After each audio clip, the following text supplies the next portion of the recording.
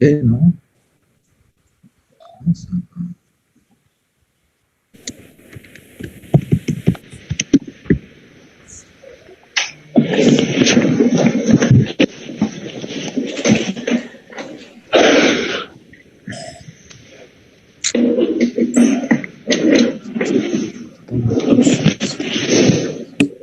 Fait, non? Ça.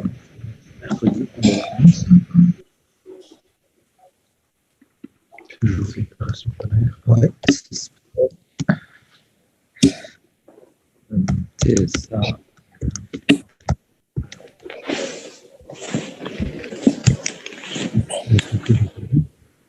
C'est pour. Non, je crois que c'est pour. C'est pour. Rodrigo. Sur l'urgence.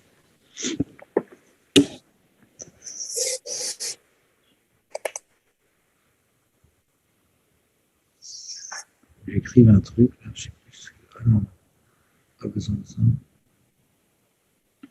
Ça, c'est plus pour ça. Ça, c'est quoi? Ah oui, ça, c'est la réunion nationale. Ok. Restart, hein? Attends, on va mettre un truc là.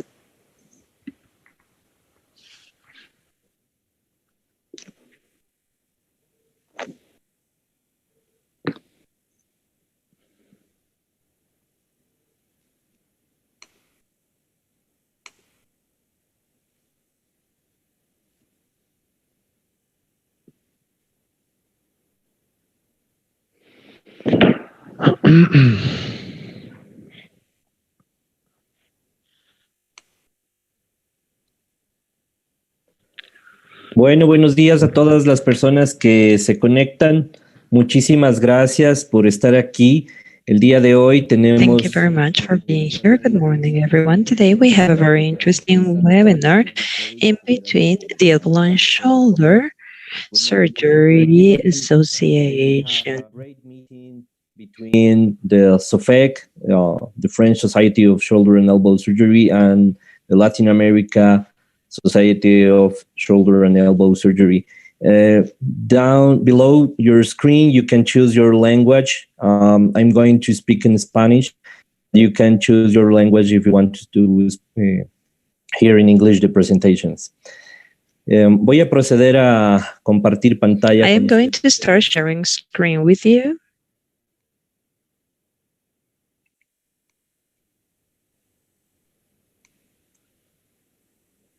Bueno, nosotros somos la Sociedad Latinoamericana. We're the Latin American Society of Elbow and Shoulder Surgery. Welcome to this great event today. We have the presence of very special guests such as Dr. Kany, Dr. Phillippe Valenti, Dr. Phillippe Collin. And on behalf of our society, we will have Dr. Marco Cartya, Dr. Rodrigo Vargas, Dr. Giovanni Escutia, and myself, Byron Torres.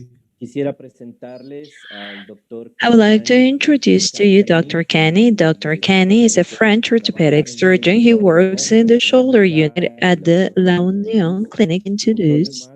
Author of more than 80 international publications and books, he is considered an expert and a referent in multiple congresses and high-level academic events in the shoulder surgery area.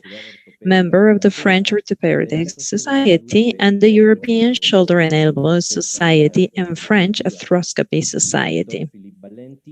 Dr. Phillippe Valenti, he is an orthopedist from Paris. He's a fellow in upper limb surgery with Alan Gilbert and A.C. Maxfield. He worked with Didier Patet and later fellow with Rick Madsen and Charles Brookman. He has developed his work at the Institut de Limen and helped develop the first convertible shoulder prosthesis. Former president of the French Society of Microsurgery, former president of the SOFEC, author of more than 50 research papers, and has written 4 books, including tendon transfers for repairable rotator cuff tears. Dr. Phillippe Collin trained as shoulder surgeon by several acknowledged French surgeons and also other famous surgeons between them, a quality group. He has worked for more than 15 years at St. George Hospital. He's the author of more than 80 research papers, an expert speaker in multiple international forums around the world, former president of the SOFEC, and member of the SECC and its education committee. Currently, the Latin American Association of Shoulder and Elbow has together 18 countries, as you see here, and today we're represented by Dr. Marco Cartya, who is Venezuelan. He has been working in Chile and he got his medical degree at the Central University of Venezuela. Afterwards, he went into orthopedic surgery at the Orthopaedic University Hospital of the University of Caracas and the Central University of Venezuela, shoulder and elbow surgeon in Institut Le Main and the Institut Parisien de Le Peu in France. And he is a shoulder surgeon at the Hospital Trabajador in Santiago de Chile. Dr. Rodrigo Vargas, shoulder and elbow surgeon at Hospital Universitario Mayor de Bogotá, shoulder and elbow professor at University of Rosario in Bogotá, former president of the Colombian Shoulder and Elbow Society chapter and current secretary of the society, Dr. Giovanni Escutia. He was trained as a surgeon in the University of Michoacán. As son, Nicolas Hidalgo, he carried out orthopedics and a postgraduate degree in high specialties in shoulder and elbow surgery from the National Autonomous University of Mexico. Currently, he works at Hospital Ángeles del Pedregal and Hospital Ángeles Morelia. Myself, Byron Torres. I am an elbow and shoulder surgeon. I was trained in Ecuador in Hospital Metropolitano, and my fellowship was carried out in Colombia. Currently, I work at the Metropolitano and Los Andes Hospital in Quito. I'm a former president of the Ecuadorian chapter of shoulder and elbow surgery and former national secretariat for the Society of Traumatology and Orthopedics. And currently, I am presiding in the SLAHOC. So getting into muscle transfer and shoulder, there are some things that we're going to request from our speakers today to clarify. One of the things that we have more questions about is what is an irreparable tear in the rotator cuff? Do we need to start thinking of the size, the number of tendons involved? Should we think of the degree of the retraction or the size of the remaining tendon? As we know today, that the size of the remaining tendon is a very important factor when determining if a tear is irreparable or not. Then we need to turn to see the fatty infiltration stage or the muscle atrophy, and this definition of irreparable, is it always taken in the preoperatory or does this come after carrying out the procedure through arthroscopy or open procedure and saying, okay, the tendon is not reaching to the place definitely, and then it is stated as irreparable? When should this be defined? Currently, we also know that there are some tears patterns that provoke more loss of elevation of the upper member, upper limb, and there are others that produce more loss of external rotation. So which one orients us towards a muscle transfer or a reverse prosthesis? We know that types B, D, and E provide us with more deficit of external rotation, and these may be the proper candidates for tendon transfer, but there is still controversy about this. We need to define the shoulder paralysis and pseudoparesia. What do we do? Do we work on a reverse prosthesis, or are we talking about a tendon transfer to recover that? And what happens with pseudoparesis? We need to differentiate the degree of this pseudoparalysis into pseudoparesis and external rotation as well. Is there a difference in between the patients that can keep their arm in the neutral position comparison with those who cannot do this? Shall this be a deciding point into carrying out a tendon transfer or not? This is what our speakers will be clarifying today. And what is the value of classifying these injuries in decision making? Currently, we're using a lot this classification where we make a difference in between those patients who have a loss of active elevation due to pain, for example, those who have an isolated loss of active elevation, those who have an isolated loss of external rotation, and those who have a combined loss of both of them, active elevation and external rotation. Does this help us for decision making? And what shoulder tendon transfers are carried out currently? Currently, we have a whole lot of techniques. We have the latissimus dorsal transfer, the lower trapezius transfer, the pectoralis major. We can do it arthroscopic, open surgery. What is the best technique in the eyes of our experts? With this, we're going to begin our discussion. And I would just like to tell you that this year, from October 7 to 9 in Ecuador, we will wait for you with arms wide open, as we will have our Latin American Congress, 25th Latin American Congress. It will be in a hybrid manner for those who can come in. We wait for you dearly, and for those who can't come, they will be in by means of our virtual networks. So I would like to give you some images of my country. October 79. Face-to-face and virtual instruction modes.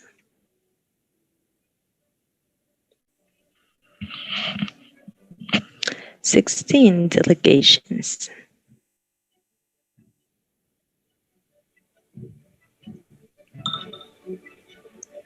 Prestigious speakers from all over the place.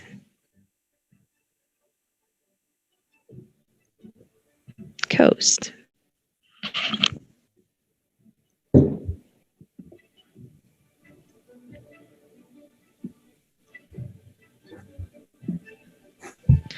Let's meet again. We will have our arms wide open for you. The Amazon.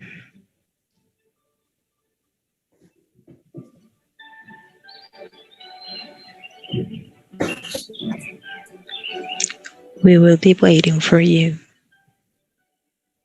25th Latin American Congress of the Shoulder and Elbow Society.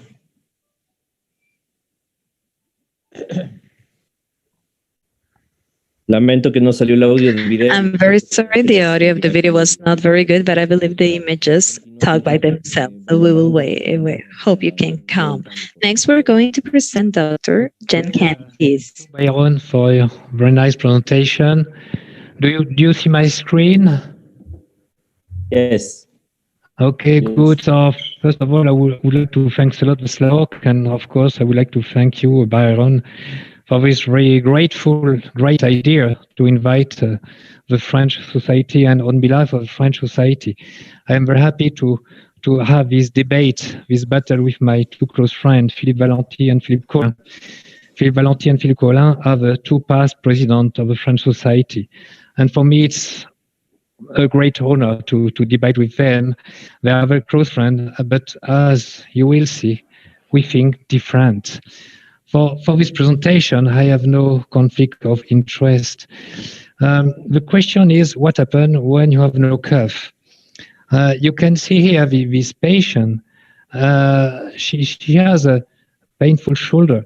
And Pascal Boileau have defined this as a partial isolated loss of elevation. The problem is not the strength of the power, the problem is the pain. And because of the pain, this patient has some, it's very difficult for her to move the shoulder. So there is another it doesn't work well.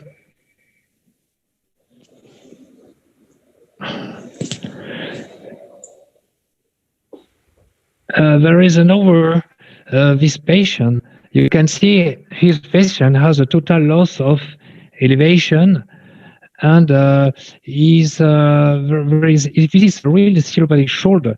This is for me the evolution of a player, and this is another clinical situation described by Pascal Boileau, the Heiler. This is the isolated loss of external rotation. This patient has no pain of the shoulder. He is able to elevate, but is not able to drink. And this is very difficult because he has a Hombro sign. This is the isolated loss of external rotation. There is another situation here. I've described it a few years ago. This patient has some pain. He has a normal elevation, but as you will see, he has no active internal rotation. And as to create this situation with the same of Eiler, I've described this Eiler, it's the isolated loss of interrotation. And if you draw a triangle between these three situations, you can think that there is some time relationship in between. You have now, if you go at the central part of a triangulation, you can find the clear described by Pascal Boileau. This patient has no elevation, no external rotation, and because of this, he has a clear combined loss of elevation and external rotation. But I've described this woman. You see, this woman has no elevation, she has some pain, and she has no internal rotation active. And for me, this is the clear, the combined loss of elevation and internal rotation. And for me, the more you go to the central part of this triangulation, the higher is the risk to have a cerebral shoulder. So now, what can we propose? When you have this patient, you remember the player described by Pascal Boileau and Phillippe Collin show that it was the type D with the lesion of the supra and infraspinatus. In that situation, the pain creates a problem with the patient with loss of elevation. And if you can try a partial repair, yes, but the problem is when you have failure of partial repair, you may have some. What could you propose next? You could propose a balloon, but look at what happened after 1 month with a balloon. There is no biomechanical effect, and this is not probably a very good indication if you look for the long-term review. You could propose, of course, a superior capsular reconstruction, but it's not an active technique. It's just to cut the pain. And you could propose a reverse arthroplasty, but the problem is, what about young patients? So for me, the player, what we could call the pre-Eiley, and the painful loss of elevation active, if this is the best indication for the combined lat dorsal and teres major transfer. The type D of Phillippe Collin is a very, very good indication of a latissimus dorsi transfer. You can see here an example after 6 months. This patient had been operated twice before my lat dorsal transfer, and you can see now he has no pain with a normal and full range of motion. Of course, he has not a good strength of his shoulder, but the result is very good after 2 failed previous surgery. It's very important to fail previous surgery. What happened with a Heiler, the isolated loss of external rotation? You can see this patient, you remember, he has no pain a good elevation, but is not able to have a drink. You could propose a partial repair, but do you think really it could be efficient as you have a type 3 or 4 fat infiltration of the supra-infra? This is the type E of Phillippe Collin. You can propose a balloon, but look at this balloon after 1 month. There is nothing inside. After 1 month, it cannot work. And most of the time, I remember you that this patient has no pain. And if there is no pain, I don't understand how this balloon can work. Again, the SCR, but it's not, where can you reattach the SCR because there is no infra or there is no teres minor 2. You can, of course, propose a reverse, but this will not recreate the external rotation, and probably with the reverse, you have to combine an episcopal procedure as described by Pascal. So for me, this patient is eligible for either a lat dorsal transfer or a lower trapezius transfer. We are going to listen with Phillippe Valenti. You can propose an episcopal procedure because Pascal Bolo published that. But I think in that situation, the lower trapezius transfer probably is the best one, because if you read the Hassler publication with Bassem El Hassan, you can see that when, if you want to recreate the external rotation arm outside, the lower trapezius is stronger than the lat dorsi. And for the Eiler, I think the lower trapezius is better. Why? Just because you have the same direction than the infraspinatus. So the lower trapezius has exactly the same line of pull, and it is very efficient to external rotate. The problem is it's very short, too short and very weak, and you have to lengthen it, and probably because of that, it's not probably the perfect transfer. The lat dorsal transfer is better to recreate the abduction when the arm is at 90 degrees of abduction, and the lat dorsi is stronger and better than the lower trapezius. Why? Because the lat dorsi is better, as more efficient to elevate the shoulder, as you can see in this draw, and this is the Horford procedure. When you have no subscap, the type B of Phillippe Collin, you can see that the isolated loss of interrotation. Of course, you can propose a partial repair, but what about this partial repair when you have a type 3 or 4 fat infiltration of a subscap? What about the balloon? In case of superior and anterior escape of the shoulder, it cannot work. What about the SCR? Where will you reattach your patch? Of course, you can propose a reverse, but this reverse cannot recreate the active internal rotation. And I think there is a place, there is a room for the lat dorsi. And this situation is okay for the lat dorsi transfer, but you can propose a pec major transfer. You can propose a pec minor transfer too, but for me, it's too weak and too short. So we have this is the reason why the lat dorsi can work better, because it comes from the posterior part of the chest wall on opposite versus the pec major. Of course, I have no time to describe the technique, but it's already published, and you can see this video. We can make now the full combined arthroscopic lat dorsal transfer and teres major under a full arthroscopic procedure. But my goal today is to talk about the results. And for example, I will show you the results of a full arthroscopic lat dorsal and teres major transfer for the posterior superior cuff deficiency. This is not published yet, and this is one of my first presentation. Since January 2018, I've made 107 patients, and you can see 55% of these patients have been already operated on with a previous surgery before, with a partial repair, and it was a failure. When you look at the clinical results, of course, it's a short-term result. You can see that all the scores have improved a lot. And if you look at the different situation in the constant score, you can see that the gain, of course, is very good in every direction. And you can see here that of course, the active range of motion is better than the previous surgery, active range of motion. And you can see here that even the ER1, there is a plus 22 degrees before the transfer and after the transfer. So the ladder C is not the best one to recreate the ER1, but it can work for a minimum of 22 degrees. What about my complications? You can see on the first column the full arthroscopic technique versus the mini-open technique. And you can see that with a full arthroscopic procedure, you have no risk of having hematoma or infection. It's not the same for the open vein or mini-open technique.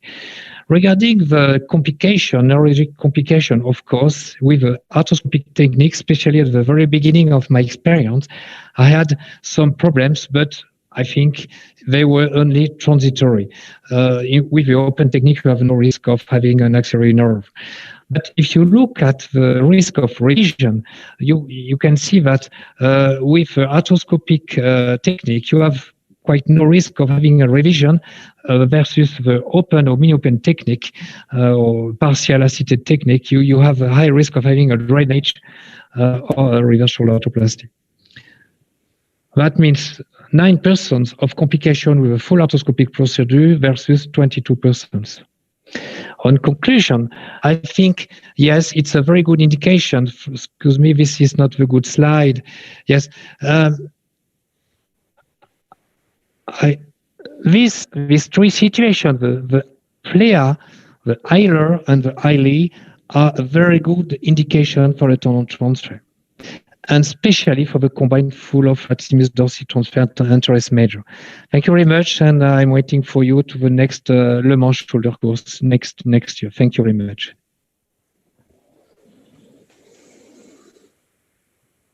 Muchísimas gracias, Dr. Kany. Thank you very much, Dr. Kany, for your great presentation. Now we're going to have the presentation of Dr. Phillippe Valenti.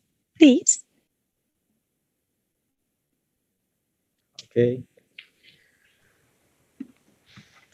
Muchas gracias, Byron. Muchas gracias a todos. It's a pleasure to report my experience regarding lower trapezius transfer. Is okay, Byron? It's okay. Yes, okay. We see it. I have no disclosure for this presentation.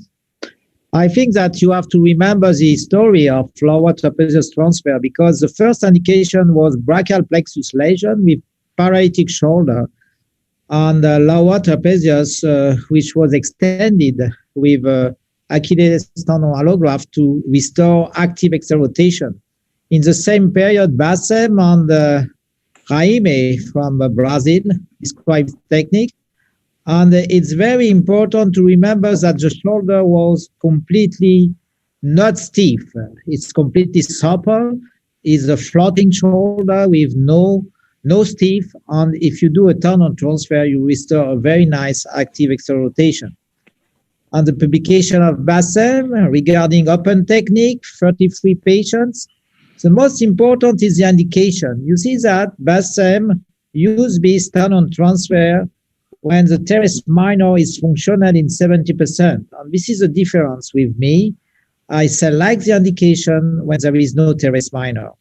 And you see that the result was very nice regarding the pain relief, active forward elevation, on external rotation, 20 degrees. The function of the shoulder was around 70%. Only cut 4 hematomas. So he found the correlation between forward elevation and lower trapezius transfer. And if there is a pseudoparalytic shoulder with less than 60 degrees of active elevation, if you do a lower trapezius transfer isolated, you cannot obtain a good result. So in my experience, I use lower trapezius transfer when there is no supra, no infraspinatus, and no teres minor. When there is an irreparable posterior superior curve tear. And the important point is that the subscapularis should be functional. If you have a good subscapularis or no posterior superior with no teres minor, for me, this is an indication. Regarding the biomechanical study, Robert Haslers, when he was fellow in the Mayo Clinic, did this excellent work. You remember the slide of Jean regarding if you want to restore active external rotation when the arm is to the body, the best tendon transfer is lower trapezius transfer. If you want to restore in abduction, the best is latissimus dorsi and teres major transfer. So you understand very well the direction, same vector of action. When you do external rotation, you have a contraction of the lower trapezius. The excursion is close to the infraspinatus. The big difference is the strength. It's the reason why, in my experience, when you do a tendon transfer, you restore movement, but you don't restore a good strength. You restore movement. It's a lot for the patient in daily activity, but regarding the strength, is not enough to continue manual work. So this is here an example of indication. And for me, indication depends of clinical findings, imaging findings, and perioperative findings. Regarding the clinical sign, you know very well, and Phillippe Collin described very well the external rotation lag sign. Here in this video is a drop sign because the elbow is in adduction. You see that? It's very important to remember that the shoulder is not pseudoparetic. If you have a pseudoparetic shoulder and you do a lower trapezius transfer, is not enough to restore active elevation. Maybe there is no external rotation, a weakness, and we start away. Physiotherapy is very, very important because if you have a subscapularis and if you have a teres minor, you have a balance of the shoulder, and I think that you have to try physiotherapy first. You see that is very important. This is external rotation lag side described, and you see that is very important. There is no on-board sign. Why? There is a good posterior deltoid. There is good posterior deltoid. In this situation, there is no supra, no infra, no teres minor, but you see that the range of motion is the scapulothoracic joint. Look at the scapulothoracic joint. And she is able, with a deltoid on the subscapularis, she is able to forward elevation, but she has no active external rotation. You see that you have many patients like that, but if you do external rotation, you see that she is not able to maintain external rotation. That is a big problem for these patients. So another example of indication of lower trapezius transfer, you see that you have a good subscapularis, you have no supra, no infra, no teres minor. This patient has no active external rotation of the arm of the body. He is a good forward elevation and no on-board sign because he has a good posterior deltoid. So regarding the imaging, we evaluate the trophicity of the muscle, and we evaluate the fatty infiltration of the muscle with CT scan, with regarding Guttadier classification or Fuchs classification of MRI. And the most important for the indication is a good quality of the subscapularis. And of course, no arthritis, because if you have arthritis, you can do reverse shoulder arthroplasty. So you see that it's not anatomical possible to repair. We can do a partial repair with advanced technique. And if you have a partial lesion of the subscapularis, type 1 or 2, regarding Lafosse classification, you repair, you do tenodesis of the biceps, you do partial repair, and the tendon transfer is for augment the capacity of the shoulder. This is a tendon transfer augmentation. So regarding the surgical technique, we use a small approach. Now this is a horizontal approach to obtain a good release of the lower trapezius. It's not complicated because this is a muscle just under the skin, and the risk is a spinal accessory nerve. And we fix to the shoulder on the footprint of the infraspinatus by arthroscopy.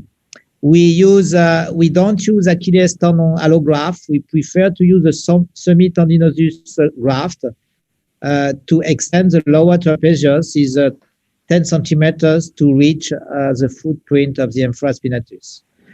So regarding the key point of the surgery, the first point is the spinal accessory nerve, spinal nerve, and it's very important to know the location of this nerve, and you can use the nerve stimulator to locate it. It's 2 centimeters medial to the medial part of the scapula. You harvest 20 or 25 centimeters of semitendinosus because we use a dual tendinous graft of 10 to 12 centimeters.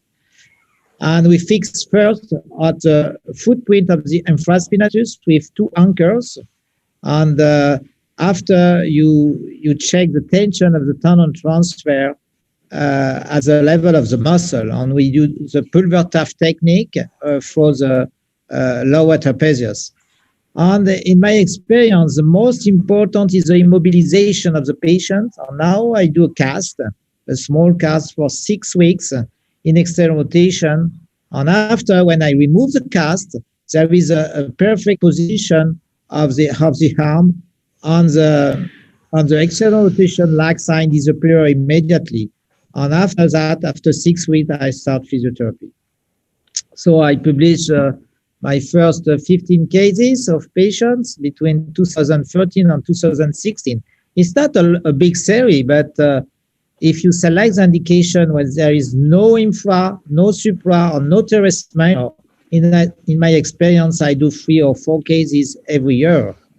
And you see that the mean age of the patients and etiology was posterior superior curve tear. I did 1 case for lag sign after reverse prosthesis and 2 cases of myotendinous lesion. But now, when I have myotendinous infraspinatus lesion on a good teres minor, I don't do any surgery because I think that the tendon transfer doesn't restore a big strength. So this is a result. You see that this is a good result because regarding external rotation, we have 44 degrees of gain. You are negative cooperatively to positive. It's the same in external rotation type 2. Regarding the function of the shoulder is 70% and the constant score is 60. And more important that there is no external lag sign, no on-border sign in this series. We have only 2 hematoma. So this is an example of a manual worker with no posterior superior curve tear and a painful shoulder. Is not pseudoparetic. This is a limited active elevation, but no active external rotation, and with atrophy and fatty infiltration. And this is the movement that you can restore, a good external rotation, but it's not enough for the strength to go to do a manual work. This is another example here of a patient very happy regarding the movement. So my conclusion is that lower trapezius transfer in degenerative lesion with no infraspinatus, no supra, no teres minor is an effective procedure to relieve pain, to restore active external rotation, but you have little strength in external rotation. And I think that it's important to evaluate the muscle. The subscapularis should be good, should be functional. If you have no subscapularis, you have a pseudoparetic shoulder in this situation, and this is indication of reverse prosthesis if you have arthritis. If he's a young guy, I do a double transfer. Anteriorly with latissimus dorsi and posteriorly with lower trapezius transfer. Thank you for your attention. And you know that I do a copy of the meeting of Jean, but with all the shoulder and elbow society of the world. And this is a meeting online, and it will be free for the surgeons. Thank you for your attention. Thank you very much, Dr. Valenti, and congratulations for the next Paris shoulder arthroplasty meeting. We are going now with Dr. Collin presentation, please. Thank you very much. Thank you, Phillippe. Thank you, Jean. it is probably strange to invite a society, a foreign society, in order to have a fight among French surgeons. But as we told you previously, we are very good friends.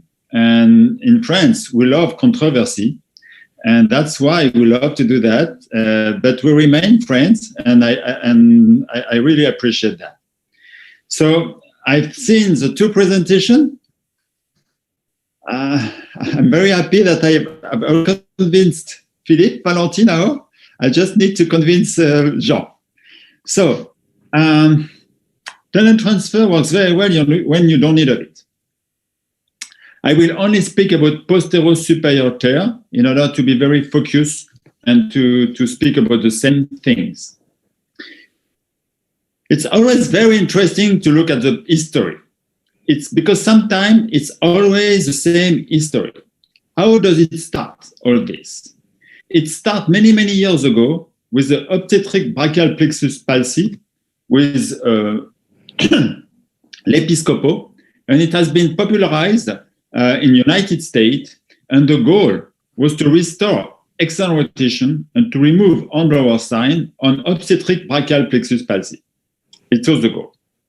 Then Christian Gerber looked at this technology and said, it could work. Why not? It could work in the massive pseudoparietic shoulder. That was his aim at the beginning. So he published it in 1990, and he had two goals. First one, to restore forward flexion. The second one, to restore external rotation. That was the goal at the beginning. It's very important to remind this. And then, 10, 15 years after, a lot of surgeons was very, very enthusiastic about this. And unfortunately, a lot of surgeons were very, very disappointed. Then in GBGS-A, Janotti said it's the end of the game. Latissimus dorsi transfer does not work for pseudoparietic shoulder when you have a lack of forward flexion. It does not work. Then what about the second goal? The second goal was about the external rotation. So if you look at the paper of Christian Gerber, you can look here, and you see that if you have no pre-op external rotation, then you have no post-op external rotation with the lat dorsi transfer, except if you have a good teres minor. So it was the beginning of it was a bit complex. We can say, okay, the lat dorsi works, but it works well if you have a good teres minor.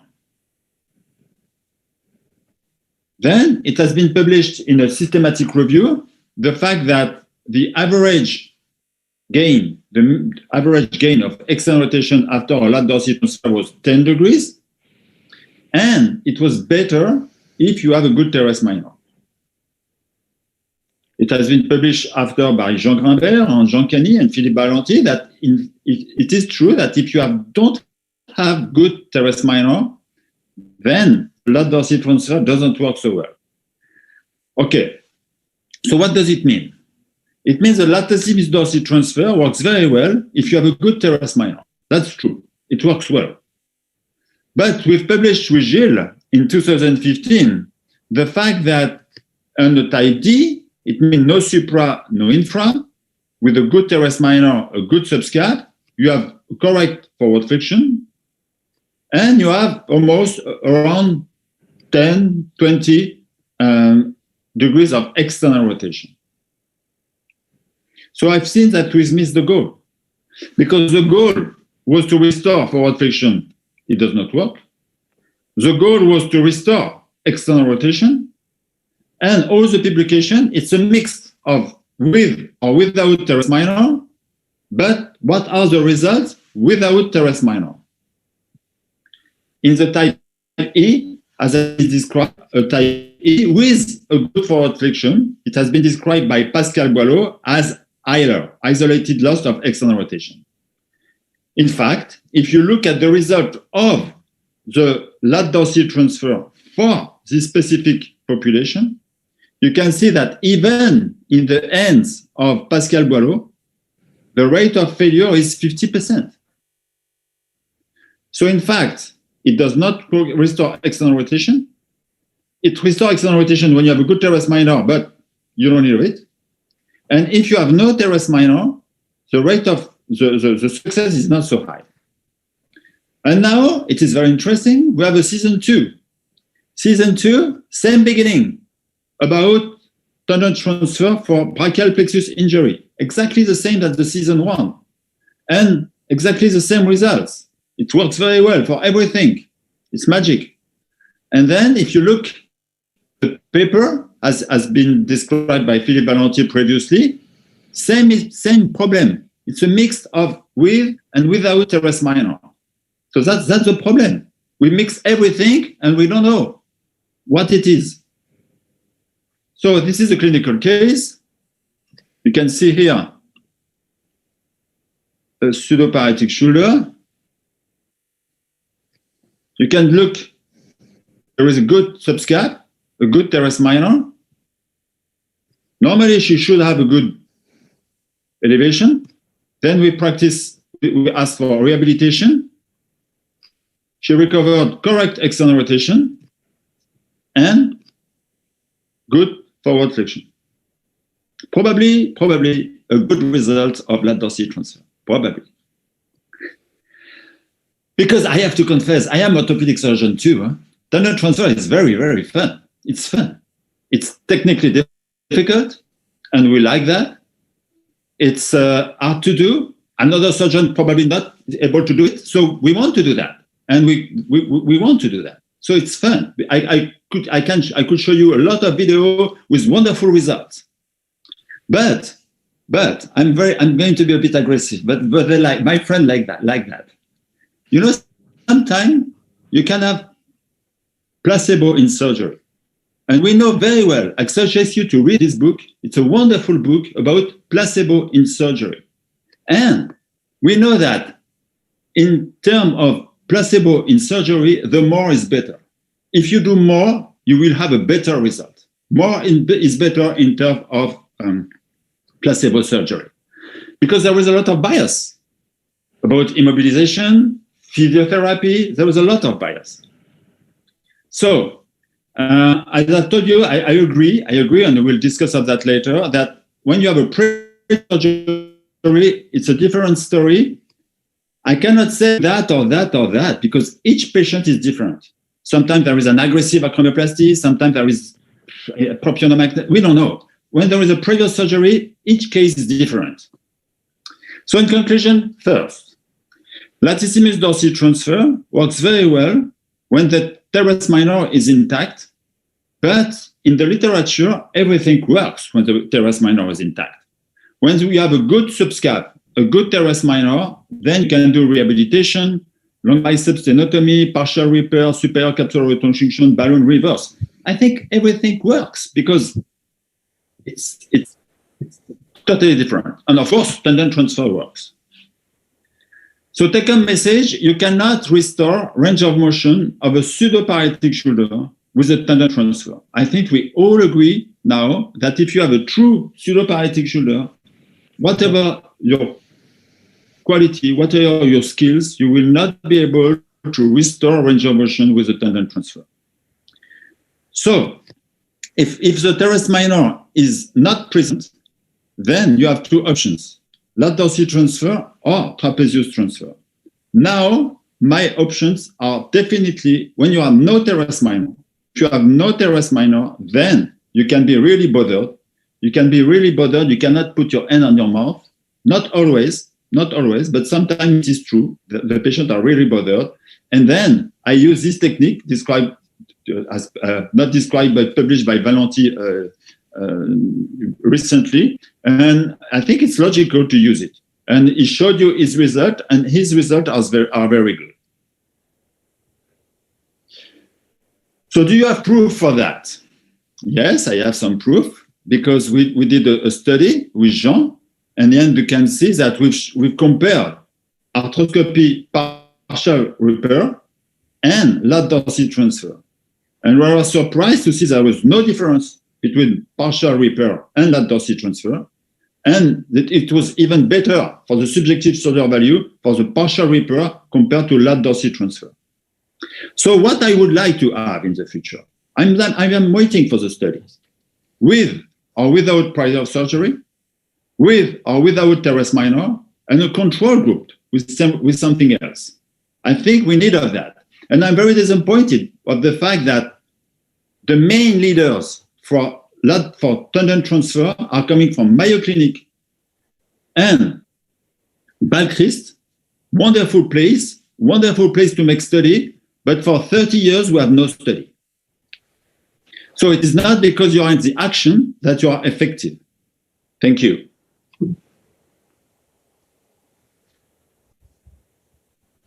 Thank you very much, Phillippe. It's a great and controversial talk. So that's the point today. Very good. Thank you. So right now we are going with our first case. Marco Cartya, please. Hola, buenos días. Hello, good morning. Good morning. I believe the speakers are going to have simultaneous translation, so I will go in Spanish, right? Yes, they have translation. Okay.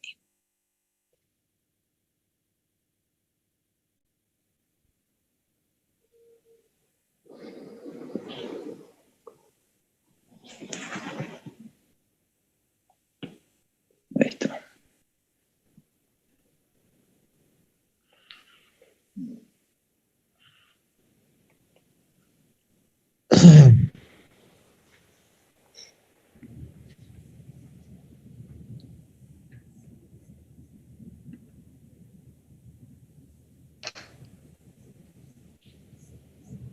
Marco, il n'est pas là. Hein?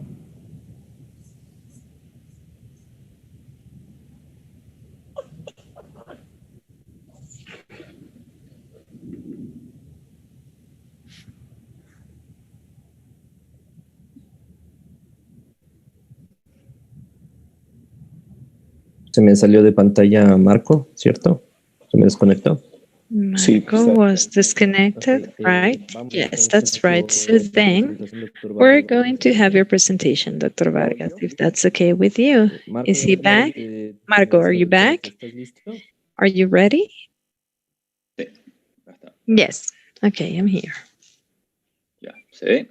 Ok, gracias, sí, se ve.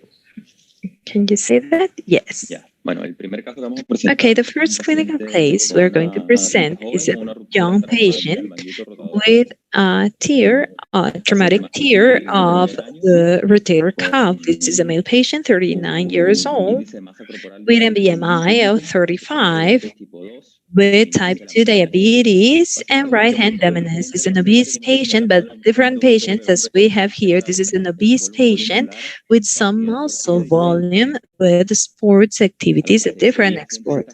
It's different from a patient of these characteristics, where you can see less muscle mass with regards to fat. He fell from a height of 5 meters with polytrauma, right shoulder indirect trauma, with pain and loss of function. The physical examination, we have ER1 minus 45, ER2 0, anterior elevation 30, internal rotation to the gluteus, and an SSV 5 in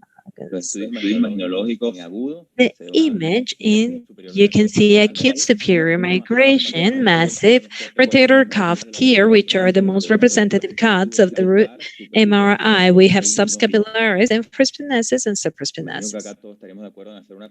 So here we will repair, make a primary repair and acute repair of the most important lesions here in the subscapulary and the retraction of the supraspinatus. So here we will all choose a primary repair. This is the repair that was carried out, a primary repair. Apparently, the rupture of the subscapularis was not diagnosed, and only the posterior superior repair was carried out. So here we can see how impressive this is, and there is not a sign in the subscapularis, not in the lower part either, where we would repair the infraspinatus that looked broken, teared in the post-operatory. So 5 months after, there was a spilled pain, and we carried out another surgery, pain 7/10, anterior elevation 90, and ear 1, 30 degrees, and IR sacral, internal rotation sacral. So here we have phase 2, phase 3. Here we see that the infraspinous tendon is not seen in this cut. In the transversal cuts, we see that the tear of the subscapular was not repaired yet. So my question here is, what would the panelists do in this case? 5 months post-op with a failure of primary repair in a kid. So you can ask the question directly to whomever you want. What do you do in this case? Revision case after 5 months. Yes. Okay. The question is what I would do now, not before. Okay.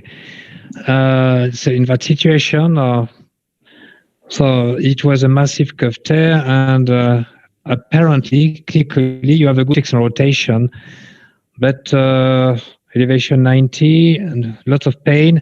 I think the problem is the imbalance of the shoulder because of persistent subscap tear. So I would like to see how is the fat infiltration of a subscap. If there is no fat infiltration significant, if there is no significant fat infiltration, I would propose a repair of the subscap.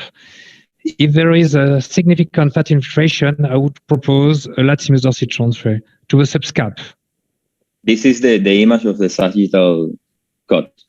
Yes, but I could get. Yes, Marco, but this is a T2 fat SAT. And yeah, I would like to see, yes, I know, you know, but I would like to see the T1 to see the fat infiltration. And for me, it's not possible, but the muscle belly seems good. But how is the fat infiltration? I don't know. To take the good decision, I need a T1 to analyze the fat infiltration of a subscap. If there is a fat infiltration of a subscap, I think there is no other way than a reverse shoulder prosthesis. Reverse. And what do you think about the supra and infra in this cut? There is, for me, there is a big problem because sometimes you see very bad supra and infra, and in that T2 fat SAT MRI, there is it's not very good. There is a good teres minor, very good teres minor, good distal part of a subscap, and this could create a good balance of the shoulder. But sometimes you have a very good clinical situation with a very bad muscle belly atmosphere. Maybe this shoulder is not so bad because of the subscap and the teres minor, but I think finally the problem is anterior, is not posterior. Good. That's what they thought. So he underwent a revision with subscapularis tear assessment with the repair. You can see here the anchor in the anterior part for fixing the subscapularis, just here. But in the surgical note, they say the posterior superior cuff was irreparable, the infraspinatus, I think, and the subscapulari was repaired under tension and with bad tissue quality. These are the image after the repair. You can see that maybe the subscapularis is getting here, but maybe the deep layer is still not repaired, maybe. Maybe the supraspinatus is there with maybe not the best quality. So he was able to return to work with a partial function but tolerable. Pain was 4/10 and total elevation was 90, as you said, because of the balance maybe between the inferior subscapularis and the teres minor. And external rotation was still 30, a good external rotation, and internal rotation was the sacral part. So 2 years post-op, pain was 7/10, SSV was 20%, anterior elevation was 40 degrees, external rotation the same, but no strength in external rotation, and the internal rotation was only to the gluteus. Belly press and bear hug, very positive. And you can see in this image that there is an anterior migration of the humeral head with an impingement to the coracoid. So what do you guys think are the options right now? Phillippe, Collin? Thank you. It's a very nice case. Unfortunately, there was only one surgical option, which does not mean that we need to do that for him. But the only surgical option for him is reverse. There is no other option. I know he's young, so it's always difficult to discuss of a case without seeing the patient, who he is, his way of living, and everything. But if you just consider the X-ray and the examination, which means it is a pseudoparietic shoulder. You have 40 degrees of elevation, no subscap, anterior migration, static anterior migration of the head. I think there is absolutely no other option than reverse. Do you agree, Phillippe? I think that, Marco, we can discuss about the second surgery, because in my experience, when I see a patient after 5 months with a good teres minor on good muscle of the subscapularis, because I think that it was not a complete rupture of the subscapularis, I try to do physiotherapy first. And I have a bad experience regarding the repair with medialization of the subscapularis. And in my experience, if we have a bad tissue anteriorly with a good teres minor posteriorly, I do a latissimus dorsi transfer anteriorly, because the goal is to recenter the head posteriorly. And in my experience, after the first surgery, I didn't repair. If it's not possible to restore anatomy of the subscapularis, I prefer to do a tendon transfer with latissimus dorsi, because the pool of action is better. Because if you medialize the subscapularis, you increase the stiff of the shoulder and you increase the anterior translation. And I think that the deterioration of the shoulder, for me, the etiology is the second operation. And in my experience, now there is no way. Now I agree it's a reverse prosthesis. But I can discuss after the first operation to do a tendon transfer of the latissimus dorsi. In that second operation, if you prepare with the anterior part with the transfer and you see a hole in the superior part, do you augment it with a superior capsular reconstruction, or do you leave the hole in the superior part? No, because if you do a latissimus dorsi transfer and you release the latissimus dorsi transfer, you can fix at the superior part of the less tuberosities. And I think that is enough to obtain a good balance of the shoulder, because you have a good teres minor, you have a good inferior part of the subscapularis in the situation. I think that the problem is to balance the shoulder. And if you augment anteriorly, you can restore a good balance. No room for pectoralis major transfer? I did 4 or 5 cases now, and I think I'm not sure that it's very nice. Paolini from Italy described this technique, but I'm not sure that it's very effective. I think that we have with the pec minor transfer exactly the same problem that with the lat dorsi transfer. If you look at the result of Palladini, you can see very well that in most of the case, the inferior part of the subscap was good. Yes. So it means that it's exactly, they had a good anterior teres minor. So that's why it works very well. We have exactly the same problem. Exactly. I agree. Exactly. The difference is with the vector obstruction, maybe, to the anterior part. Well, the surgeon was thinking about options. So he thought about tendon transfer, reverse shoulder arthroplasty, arthrodesis, and he considered anterior capsular reconstruction also. Do you guys think, or maybe do you see a room for anterior capsular reconstruction to center the head with or without any partial repair or transfer? John? Well, of course, Marco, I have no experience about the superior capsular reconstruction, so I have less experience with the anterior capsular reconstruction. I prefer. I think it's a very demanding surgery, and it's more demanding than an arthroscopic latissimus dorsi transfer. So I prefer a dynamic and biologic tendon transfer to rebalance the shoulder than a very expensive and artificial reconstruction like that. And we have no publication and no results with the anterior capsular reconstruction. So, no, latissimus dorsi transfer for me. Jean, with the anterior subluxation of the head? Yes. Oh, sorry, Phillippe. When you have a static anterior and superior dislocation of the femoral head, I think there is no way for the tendon transfer. I agree with you. It's a reverse. I agree.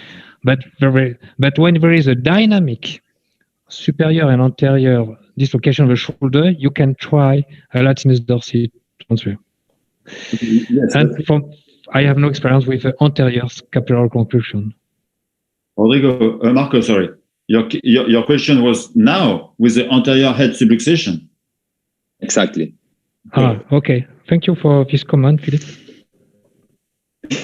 Well, so the surgeon decided to go for an anterior capsular reconstruction as described by Peter Millet. So these are the image pre-op. This is a photo of the intra-op procedure.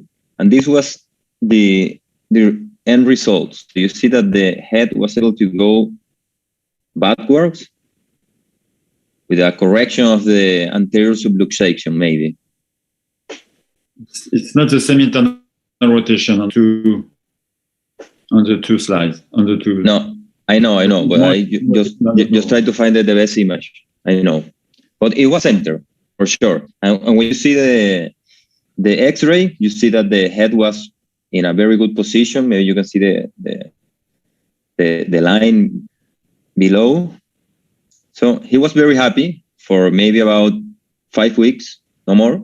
And after 4 months, you all very well said, there was no functional improvement. The pain was 8/10, SSB 20%, anterior elevation was the same, external rotation and internal rotation. This is the image here. You can see the subscapularis, anterior migration of the head, so the same image. So what do you do now? Reverse. So we know that the capsular reconstruction doesn't work. We knew that previously, but we are sure now. Yes, very well said. So it's interesting, Marco, because you can see that just after the surgery, you can see a very nice CT scan because the patient is with interrotation and you have the tensioning of the capsule, the artificial capsule. But just after the physio, after 1 or 2 months, of course, it cannot work because there is no anterior muscle belly. So there is nothing active anteriorly. It cannot work for me. Maybe the superior capsular reconstruction can work because you have a good subscap and a good teres minor. This is the same. I agree with Phillippe Collin for that. But when you have an anterior fatty infiltration of the subscap, you have lost your balance of the shoulder, and an artificial ligament cannot rebalance the shoulder. Yes, exactly. They were very happy at the beginning because of the image, the centering, but no functional improvement. And after 4 months, still anterior subluxation. So you all guys go directly for a reverse right now? Any other procedure? No, reverse. Reverse. Well, they decide to go for a shoulder arthrodesis with very good improvement of the pain. SSB 50%, anterior elevation 90. External rotation 0. Maybe he lost some of the external rotation because of the arthrodesis, and the internal rotation was the same. But I think maybe in the big fat patients, arthrodesis are very well tolerated because they can put the arm in the fat pad and no pain with a very young patient. But I agree. I will have chose reverse arthroplasty. So thank you, and everyone is invited to the course for the SLAHOC Society. Thank you very much, Marco. Gracias. Great case. Next, we are going with the clinical case of Dr. Vargas, please. Buenos días para todos nuevamente, para todos los asistentes. Good morning, everyone. Again, I would like to thank Byron and all of the attendees.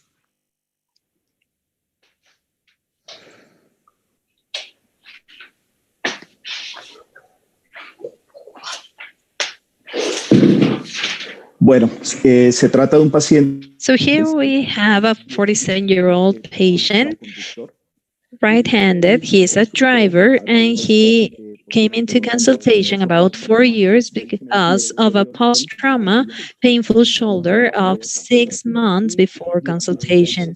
During these 6 months, he presented limited progressive functional limitations.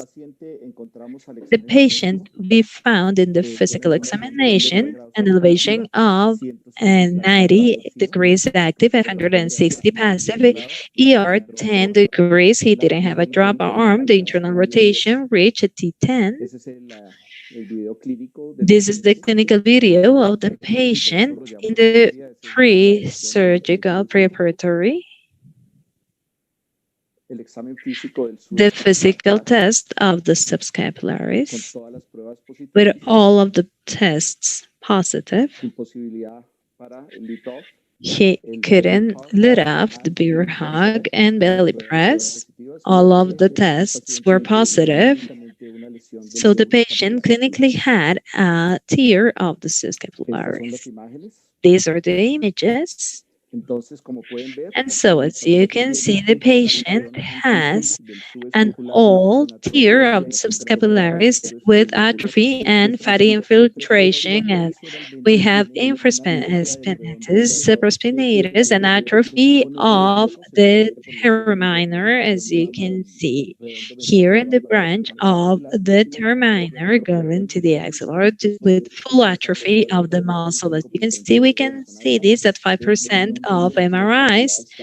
The subcapularis is close to the supraspinatus and it's close to the glenoid. And here we have an upper part of the lower of the humeral head. We have the supraspinatus associated with the subscapularis with a non-functional terminor. I would like to listen to Dr. Valenti first. What would your approach be bearing a full lesion of the subscapularis that probably is not repairable? Dr. Valenti, the floor is yours.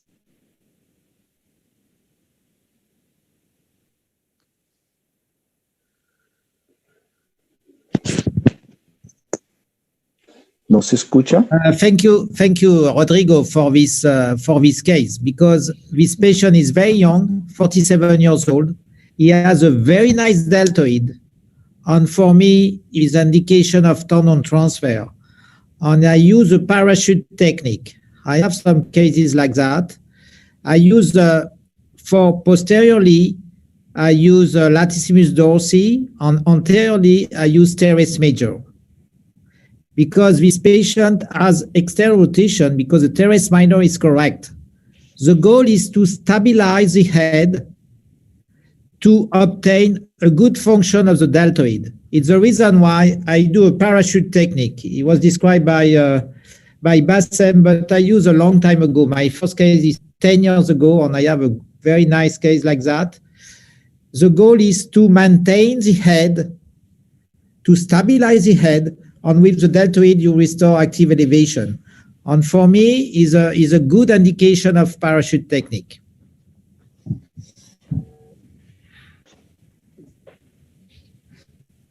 No tenemos audio, Dr. Kany?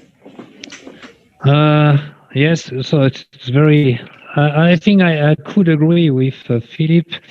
There is no subscap, no supra, no infra, no teres minor, so it's a challenging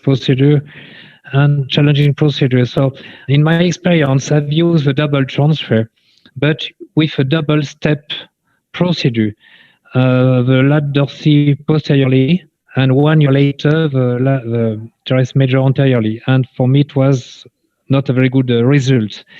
But I think the parachute technique described by Bassem El Hassan, if you do the double transfer in the same way, in the same step of surgery, maybe it could work, but I have no experience about that.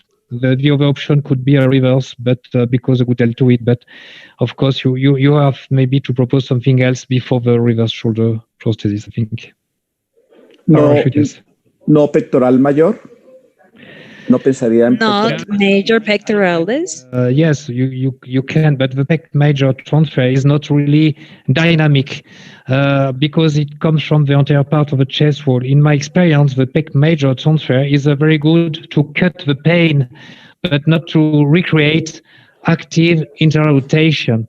If you want to rebalance the shoulder, I think probably the lap dorsi on the back and the teres major on the front in the same one-step procedure could be the best indication, the best technique, yes. Dr. Collins? What are the range of motion? Dr. Collins? I don't remember the range of motion. Elevation, 90 degrees. Active motion, passive motion, 160 degrees.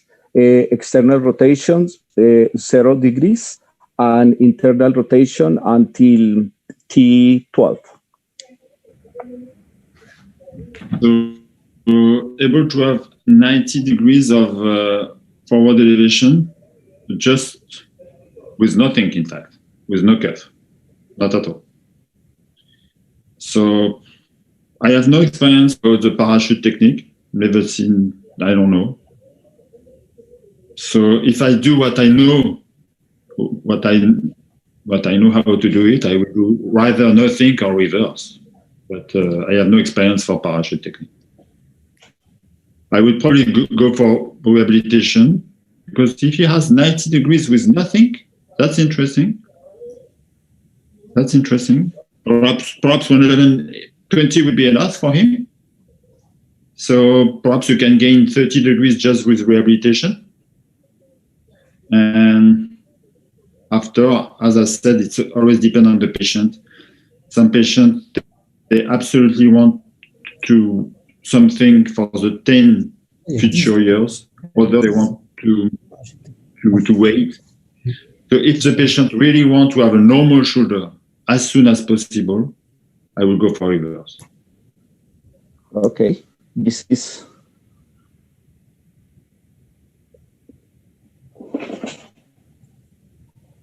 Excuse me.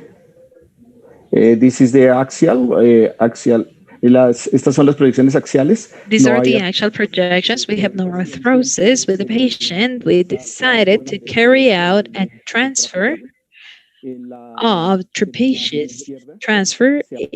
On the left, you can see where the supraspinatus was. You can actually see the trapezius, the reconstruction. Over here, we are comparing the pre-surgical image with the 2017 and the 2021, which was carried this moment. So we have the clinical image of the patient right now. This is the patient when he was 1 year post-op. This is the mobility of the patient. This is the current motion. Rodrigo, you just made a lower trapezius transfer, correct? Yes, lower trapezius transfer with Achilles tendon.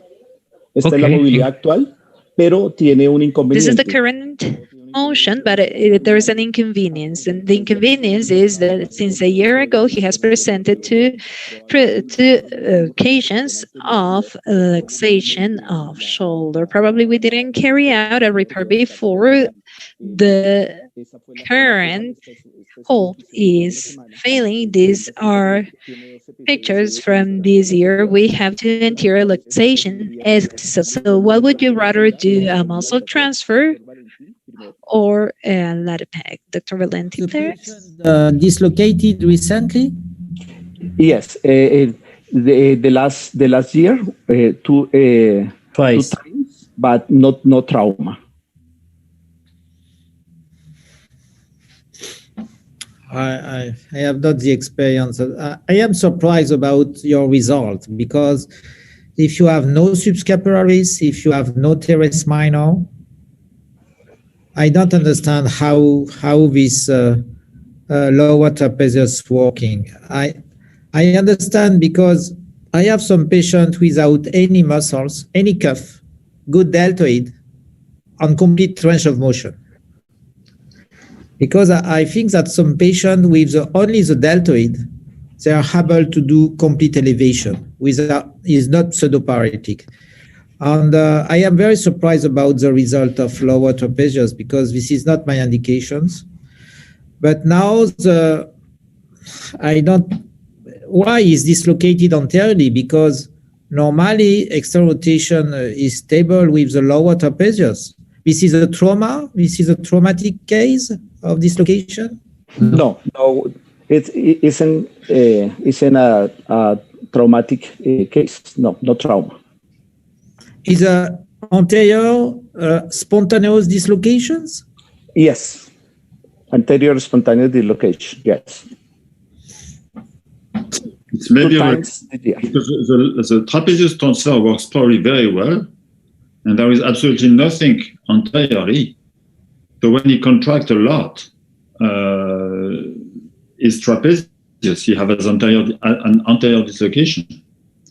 It's probably related to the fact that the tunnel transfer works very well.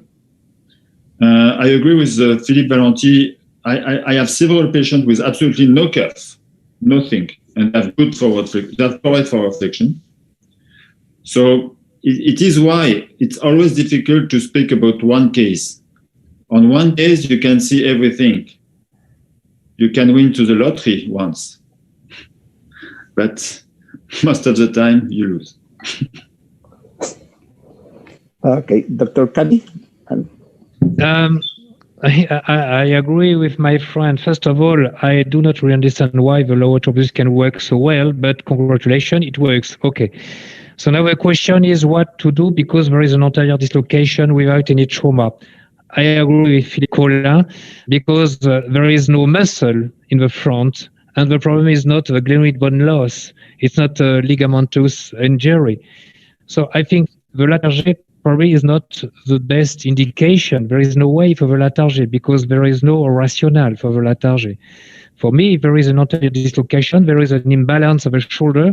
You have to counterbalance the lower trapezius transfer, which work very well, and you have to make, for example, a lat dorsi transfer. Maybe a pec major transfer, but for me a lat dorsi transfer anteriorly, but not a latarget. Okay, muchas gracias por sus. Thank you very much for your comments. Sí, muchas gracias a todos. Gracias, Byron. Thank you all. Thank you, Byron, as well. Thank you, Dr. Vargas. No, the patient was seen this week. I don't know. I don't know what to do. Thank you. You will give us the future of the story, please. Next year. Okay. Thank you. By October in the Congress. Yes. Okay, vamos con el caso del doctor. Okay, now we're going to listen to Dr. Escutia's case. Muy bien, muchas gracias. Thank you very much. Pues agradezco la invitación. I would like to thank you, Byron, for the invitation here. We're going to present a case regarding anterior trapezius transfer. Dr. Byron Torres, président de notre Société Latinoamericana, pour l'invitation à cet événement académique à la Société Française de l'épaule de Coude.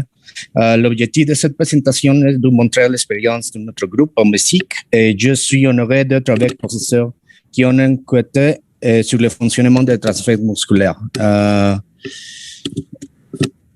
Mi declaración de conflictos de intereses. Bueno, soy Disclaimers. I am part of the Children's Hospital in Mexico. Giovanni, we are not seeing your image, your screen.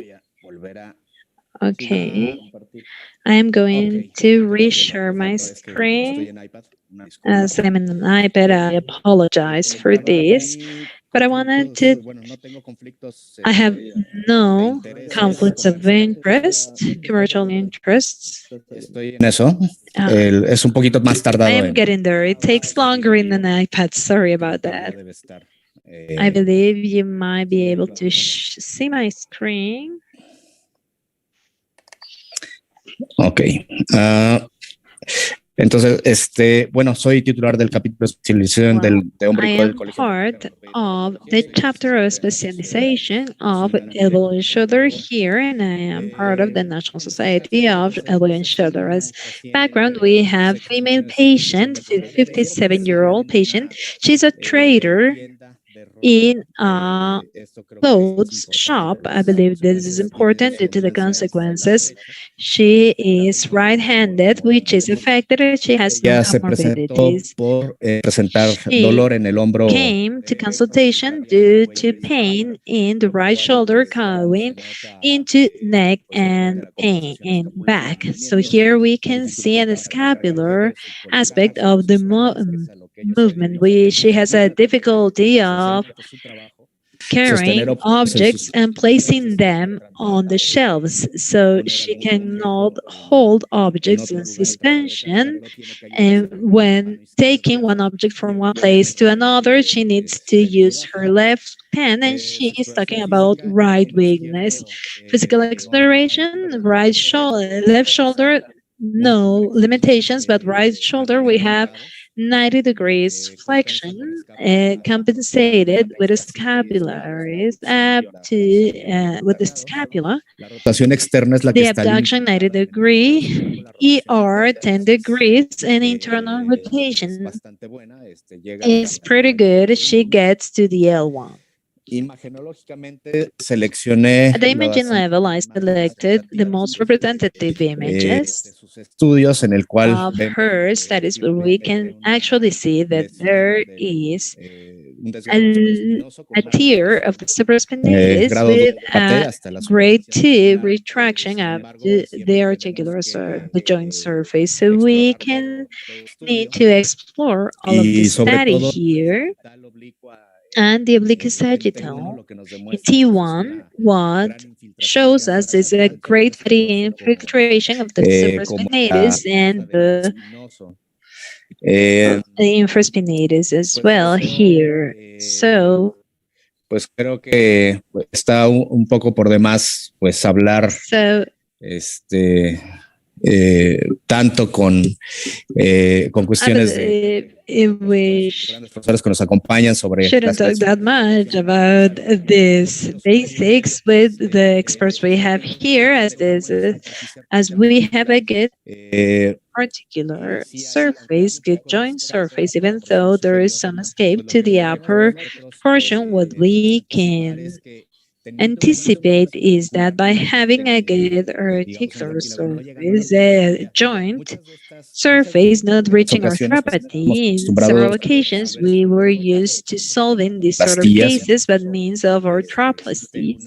And also there are special implants. In my years as a trainee, I learned to use them, such as implants with CTA head, that improved a little bit the range of motion to prevent this bone portion that was exposed in the humeral head. However, with the lower trapezius, and we have a transsurgical image where we used an allograft from the Achilles tendon. We used the technique described by Basim El-Hassan, consisting of la porción inferior del trapecio, taking the lower portion of the trapezius and prolonged it with this allograft to reach. So in some of the hospitals where we work, it is more expensive for the patient to do this by means of arthroscopy, as it implies more inputs, but in most of the cases we use an open technique for insertion through a posterior window, partially disinserting the Y pues esto deltoid, nos ha dado bastantes and buenos this resultados. has given us very good results.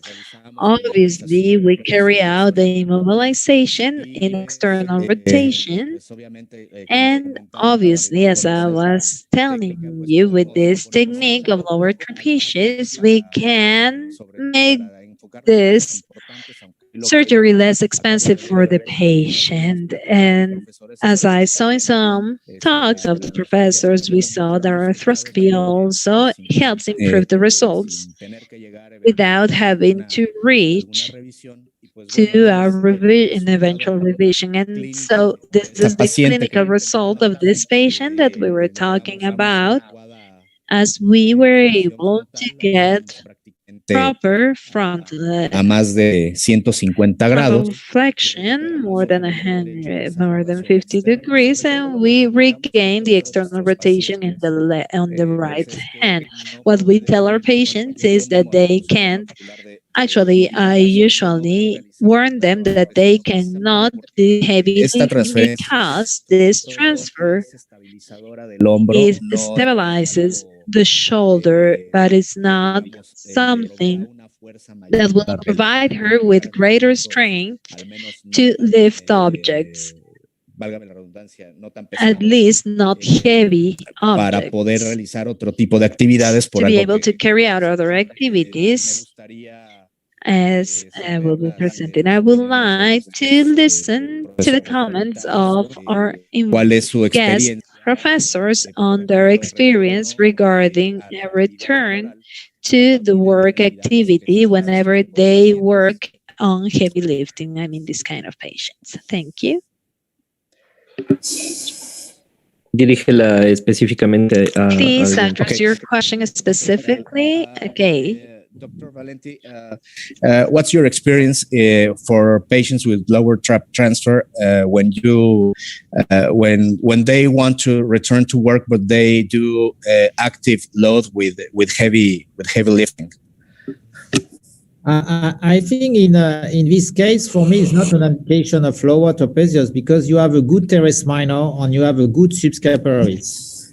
On this kind of patient, I try to do physiotherapy first. And after physiotherapy, I will evaluate again the patient.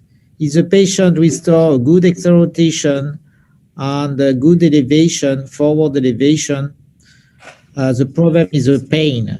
If the pain is the etiology of the biceps or impingement, or I do a tenodesis of the biceps, and if I have to do a tendon transfer in this case, this is a posterior superior irreparable tear, I do a latissimus dorsi transfer by arthroscopy. And but for me, if you have a good teres minor, this is not an indication of lower trapezius transfer. Okay, and for example, when you have this kind of patients with weakness, what's your experience when they, for example, when they try to do heavy lifting? Whatever of type of transfer, if you do latissimus dorsi for lower trap.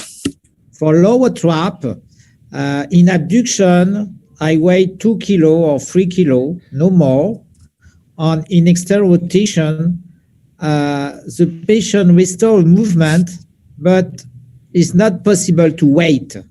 In my experience, I discussed a lot with Bassem because Bassem told me that with lower trapezius to increase the strength is not my experience. I restore movement, but I don't restore enough strength to do a manual worker. Okay, Dr. Kany? I totally agree with Phillippe. Whatever the tendon transfer you choose, either lap dorsi or lower trapezius, you will restore the movement. You can correct dropping sign, drop sign. You can correct lack of elevation. You can cut the pain, but you will never produce not a good word, but you will never give more than 3 kilo of strength. So in my experience, if a patient is a manual worker, if he has no pain, I do not propose a total transfer, because if the main reason of the surgery is to recover strength or power, he will be disappointed.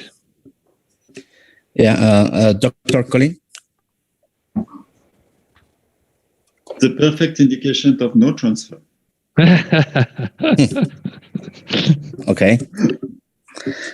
Okay, then. Well, I look at it because probably she was probably not. She's a bit, for me, she's stiff. She has 140, and we need to have more.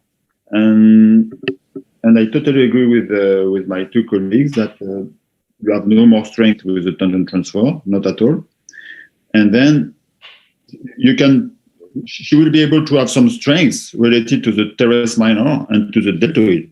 And it really depends from one patient to another patient. We cannot say. Okay, I wanted to talk about this because that's what I said during the presentation of my case. We talk with the patient about not heavy lifting.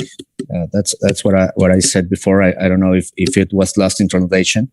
What we do with these patients is let them know that they will recover external rotation for their daily living. We do not indicate heavy lifting, since she's a dependent on the clothes store, and she wanted to return to that kind of work. Some we have to deal with patients that want the surgery with not realistic expectations. So that's for example, I had another patient which was my first lower transfer, who had absolutely no external rotation, but he made he previously before the surgery and before he reported pain and weakness, he made some press. I don't know. Here in Mexico, it's very popular to make orange juice with an orange presser that when you have to pull down a lever. And while he was doing his work, he was injured this way. So we talked to him that he had to retire to leave that kind of work, which is a low-income work, so he could have a better recovery, and that he could make, let's say, a better, some kind of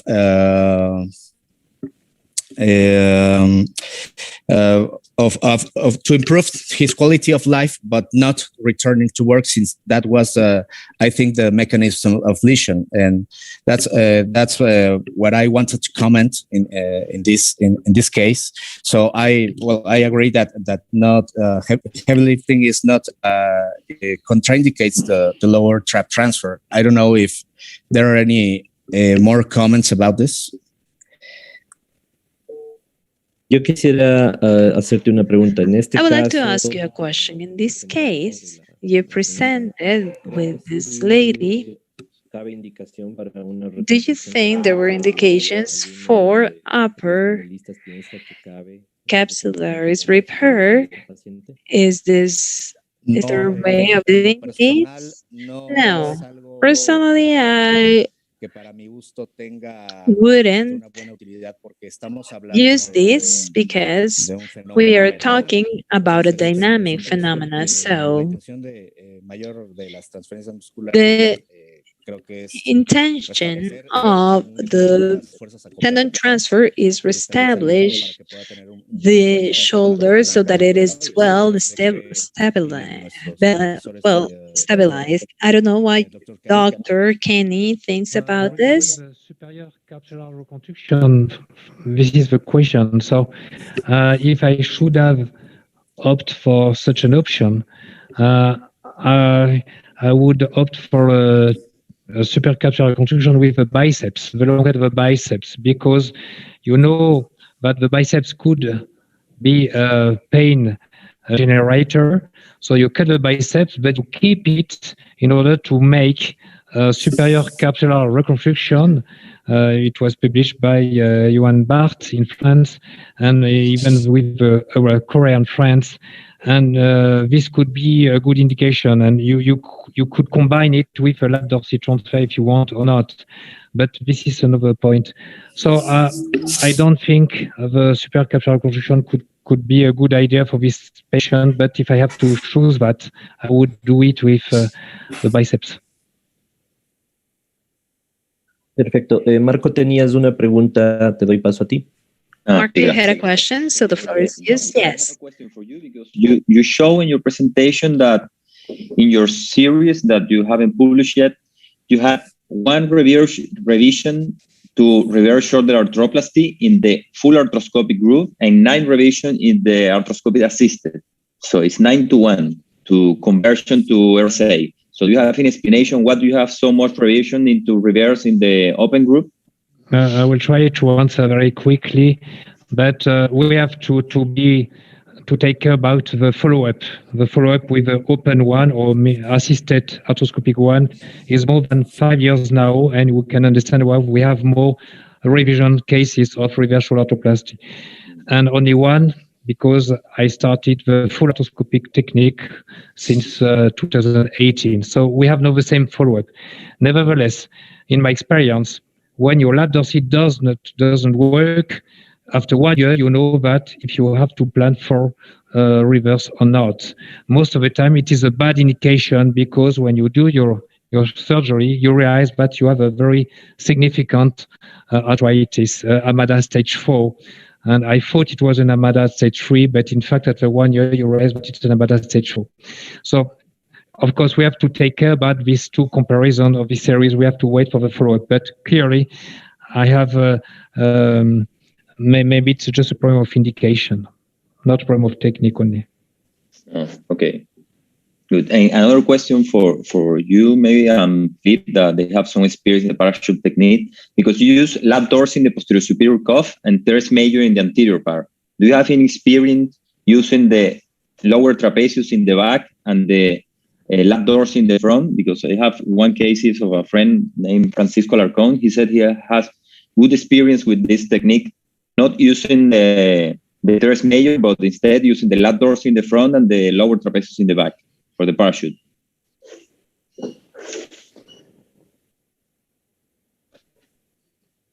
No experience? No comment? And the teres minor on the upper part? Maybe superior capsular reconstruction. The triple transfer, yes. The balloon. Not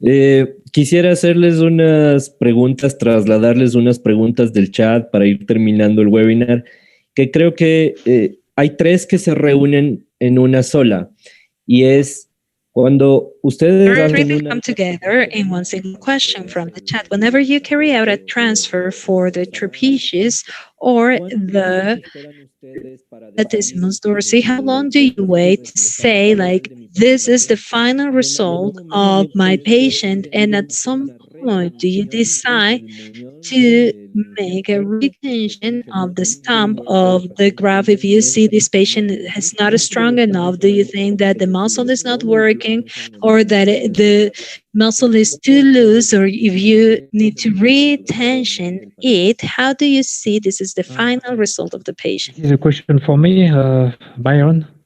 Sí, por favor, Dr. Kany y Yes. Dr. Valenti. Yes, please, Dr. Kany and Dr. Valenti. I wait for 1 year, and in case of failure, I wait for 2 years before to make a revision for a reverse shoulder arthroplasty. But very quick after the surgery, the day after the surgery, there is a dramatic pain relief when your transfer works very well. It's just incredible.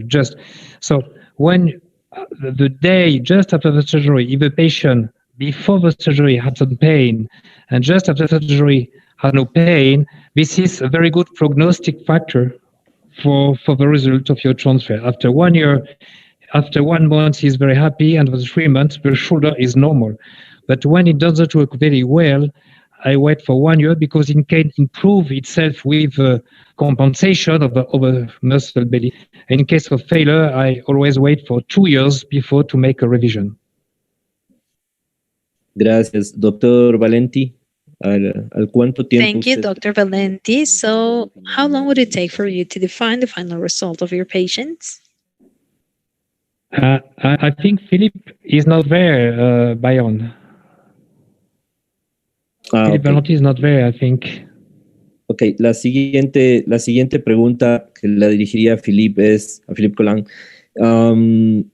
¿Tú crees que... Next question for Phillippe Collin. Do you think transfers nowadays are probably a trend that is coming up, and now later on they are going to lose this trend later on? What's the path you think transfers are going to follow? My Spanish is not good enough to... Can you listen to me? Okay. Yes. Do you think the muscle transfers are only a fashion surgery that is working today, and they are going to be alive for a period of time, and then we are going to go back and don't think again in muscles transfer by the moment? I don't know. I cannot read in the future. But it is true that 10 years ago, lat dorsal transfer was wonderful. It is strange to change something which is wonderful. Normally, if it works, you don't need something else.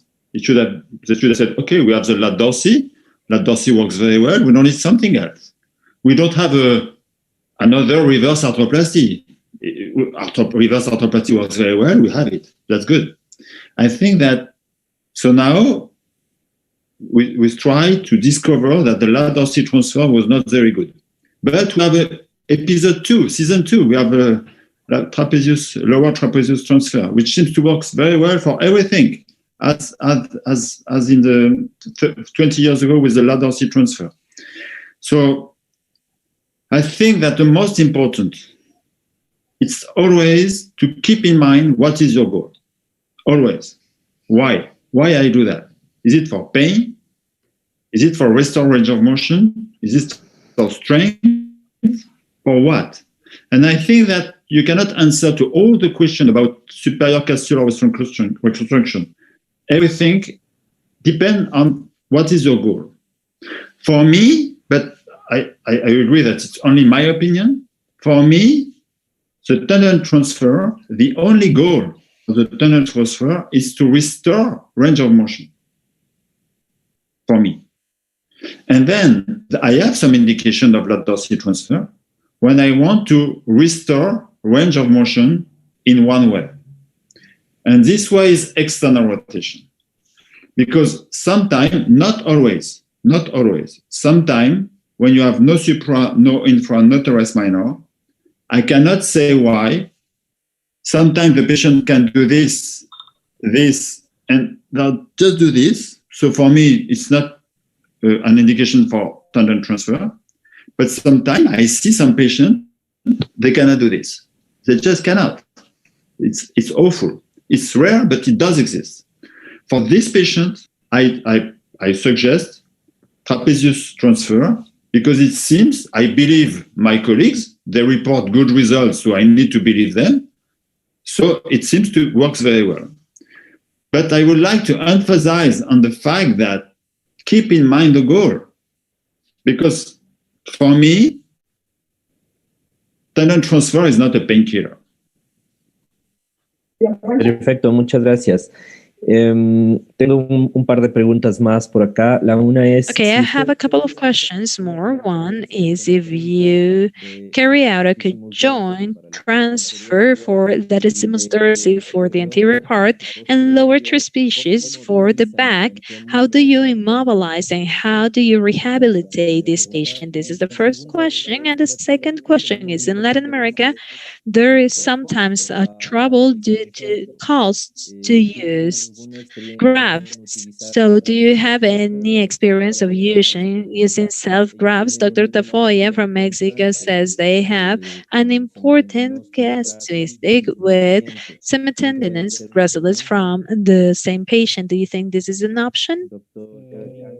Dr. Kany? So the first question is, what about the positioning of the arm, of the elbow, when you make a double transfer? Yeah, sure. So for me, it's always the same. Either you make a double transfer, anterior and posterior, or a triple, because Phillippe proposed a triple transfer. So the position is always the same, is in the neutral position. 30 degrees abduction and neutral rotation, but nothing else, either for lat dorsi or for the both anterior and posterior one. Neutral position is good enough. For me, it's 4 weeks. It's not 6 or 8 weeks, because it's too long. 6 weeks or 8 weeks, I think, in external rotation, for example. The second question was for the graft. I think, correct, Byron, for the graft? Yes, in Latin America, we have a problem with cost of the allograft. Yes. So sometimes we have to use an autograft, and in Mexico are asking for using semitendinosus gracilis. Yes, we have no allograft in France because it's very expensive and complicated to have. So when I practice about 4 lower trapezius a year and about 50 lat dorsi a year. So this is my experience. For my 4 lower trapezius a year, I use the semitendinous. It works very well. There is no problem, and you don't need an allograft. You don't need Achilles tendon. And I totally agree with the result of Phillippe. You can recover 4 kilos of external rotation, not more, but between 3 to 4 kilos with a semitendinous graft. It's long enough. If I may, I just want to ask, do you have experience with tendon transfers to recover range of motion in reverse arthroplasty? Yes, of course. So I just follow the indication of Pascal Boileau because I totally agree with its indication. But it depends on the design of a shoulder prosthesis too. If you use the Delta design, which is a medialized design, I think you have more indications of episcopal procedure in addition. If you use a lateralized one like the arrow, for example, you have less indication because you retention the soft tissue around the reverse shoulder arthroplasty. But when you have a lack of elevation and no external rotation with a clear combined loss of elevation and external rotation, it is a good indication for both reverse plus episcopal. Okay, thank you. And this, I have a question also for Dr. Collin. For example, since you think muscle transfers are not the painkiller, but I think the elbow is mostly influential when the patient cannot reach their own mouth, but the shoulder is important when you try to turn a glass over to drink. So this impairs most of the patient's quality of life. So do you, in these cases, do you think shoulder transfers are useful for you? When they cannot drink like that?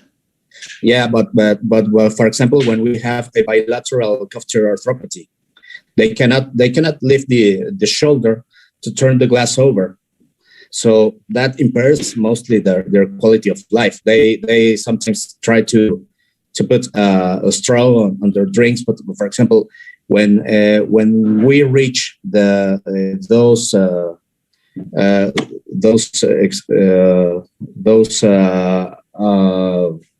limits, and the patient is candidate, do you find useful to do muscle transfers?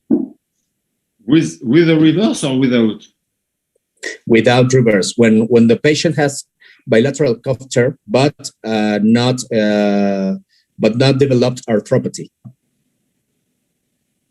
So it means type E, no supra, no infra, no teres minor. What about the teres minor? Which kind of patient we speak? For example, posterior superior cuff tear that develops pseudoparalysis. So you're speaking about a pseudoparalysis shoulder with all passive range of motion and no active range of motion in forward and in external rotation. No external rotation. No external rotation, no forward flexion. Good no passive and good passive range of motion. Passive complete. I think that there is no, in my experience, in the experience of a lot of shoulder surgeons all over the world, there is no place for tendon transfer for this patient. Okay. You cannot restore forward flexion with tendon transfer. You cannot. Okay. Probably you can find one or two patients, but because the patient that we saw previously on the clinical case were not typical patients. It was very young patient. It's totally a different debate because most of our patients in the daily life, we see these young patients sometime. Unfortunately, we see them sometime. But most of our patients, it's not that. Most of our patients is between 60, 70, 90, 80, sorry. So most, and a young guy, 35, 40 years old, with a very good deltoid, it's not the same. And these patients are rare. We're speaking about the maximum part of the patient, which are 55, 60, 70. So in order to answer to your question, if I have a patient with no arthritis, no good forward flexion, no external rotation, and young, and sometimes I don't know why, but it's not 100%. That's what I would like to explain. You cannot put patient into boxes. It's not possible. If you examine your patient, sometimes it's A, sometimes it's B. It's not always the same. Unfortunately, on shoulder, it's not always the same. So with the same lesion, you don't have the same clinical presentation. On the type E, sometimes you have a severe on-blower sign, and sometimes you have almost no on-blower sign. So if it's type D, no place for rehabilitation, partial repair, it was very well, no place for tendon transfer. It's if it's type E with no teres minor.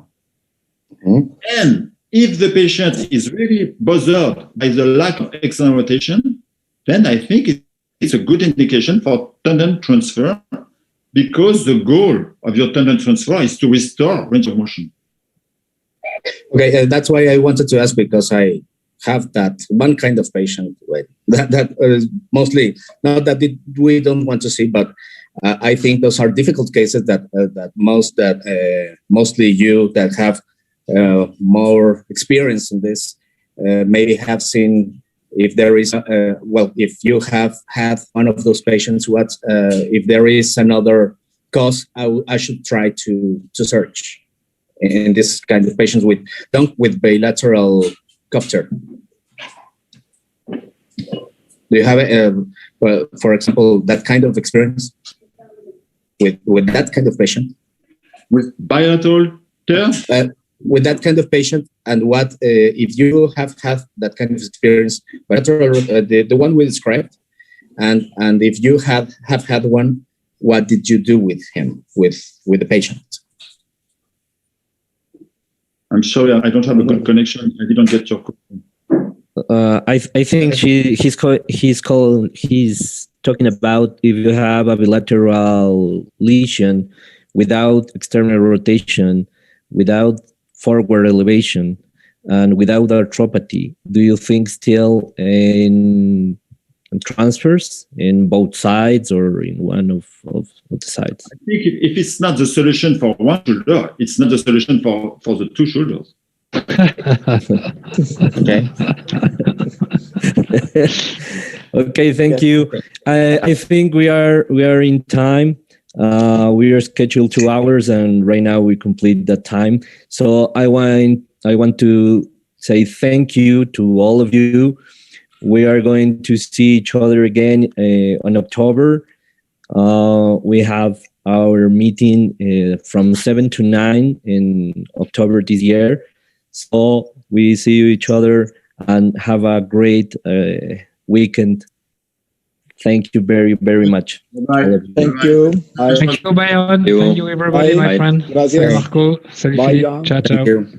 Ciao, ciao, Giovanni. Rodrigo, ciao. Salut. Ciao, Juan. Ciao. Bye.